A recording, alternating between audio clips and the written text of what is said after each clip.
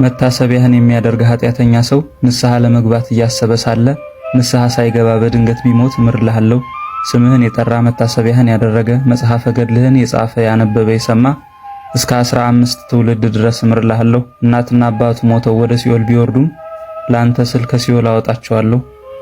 ልጅ ያጡ መካኖች መታሰቢያህን ቢያደርጉ የተባረከ ልጅን እሰጣቸዋለሁ ብሎ ጌታችን ቃል ኪዳን የገባላቸው ጌታችን ተገኝቶ በእመቤታችን ምልጃ ውሃው ወደ ወይን ጠጅነት በተለወጠበት በቃና ዘገሊላው ሰርግ ከተጋቡት ሙሽሮች የተወለዱ ከ7 ዓመታቸው ጀምሮ የሥላሴን ዙፋን ከ24ቱ ካህናተ ሰማይ ጋር ያጥኑ የነበሩ በግብጽ ሀገር ለ40 ዓመታት ነግሰው የኖሩና ንግስናቸውን ትተው በአቡነ እንጦንስና በአቡነ መቃርስ እጀ መነኮሱ የሀገራችን የመጀመሪያው ሊቀ ጳጳሳት አቡነ ሰላማ ከሳቴ ብርሃን ሲያልፉ በሐዋርያዊው አባት በቅዱስ አትናቴዎስ ጵጵስናን ተሹመው ወደ ሀገራችን በመምጣት በሀገራችን ተአምራትን እያደረጉ መጻሕፍትን እየተረጎሙ ወንጌልን በመስበክ ክርስትናን ያስፋፉ ብዙ ፍልፍል አብያተ መቅደሶችን ያነጹ 12 ክንፍ የተሰጣቸው ታላቁ አባት አቡነ ሙሴ ብፁዓዊ ወር በገባ በአራተኛው ቀን ታስበው ይውላሉ።